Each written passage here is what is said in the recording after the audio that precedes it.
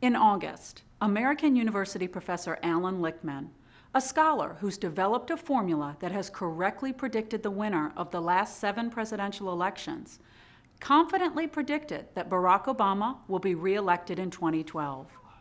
One of the variables he used in that prediction, he said, this administration has been squeaky clean. There's nothing on scandal. We hate to break it to you, Dr. Lichtman, but you may have jumped the gun. The true engine of economic growth will always be companies like Solyndra. The groundbreaking of a now vacant solar plant. Part of our plan is to make sure that as we create these jobs, we create jobs of the future, like the ones you're creating. Jobs you can raise a family on, green jobs, jobs that will serve as a foundation for a stronger American economy, which is why it's so important we invest in Solyndra. And I'm really happy, along with the Secretary, to announce today that we've closed a $535 million loan guarantee for Solyndra, more than $500 million. Executives from Solyndra just finished testifying on Capitol Hill today. That, by the way, is the solar panel company that got a $535 million loan from the Obama administration before eventually going bust. But lawmakers today not getting any answers as to why. Today, new information suggests that the Obama administration committed taxpayer money despite repeated red flags about the company's viability.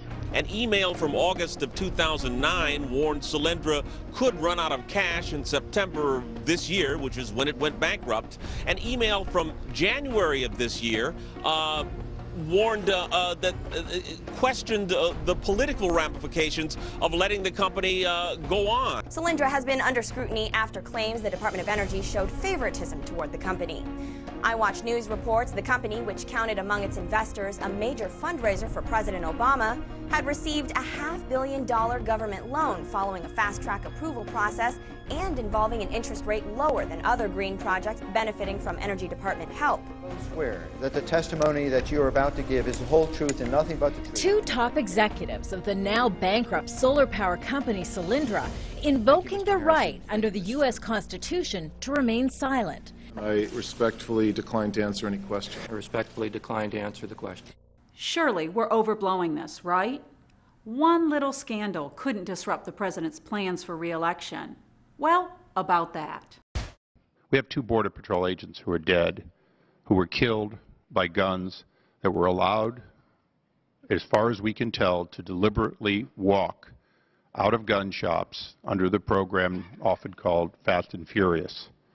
This program, as you know, and the President's been asked about it, you've been asked about it, allowed for weapons to be sold to straw purchasers, and ultimately many of those weapons are today in the hands of drug cartels and other criminals. As we get it, also tonight there is a new scandal. Accusations are flying in Washington. Did the White House try to influence the testimony of a top general? House Republicans making a stunning accusation today, saying General William Shelton, head of the Air Force Space Command, was pressured by the administration to change his testimony before Congress to support a billionaire Democratic donors company, a satellite communications firm called Light Squared. We're disappointed but not surprised. After all, what's the one thing that each of these scandals has in common? A belief that government can do almost anything. Power corrupts, and the more power that is gathered in Washington, the more corruption will follow. To paraphrase a line from another scandal the Obama administration would prefer to forget, it seems that the president's chickens have come home to roost. That's this week's Freedom Minute.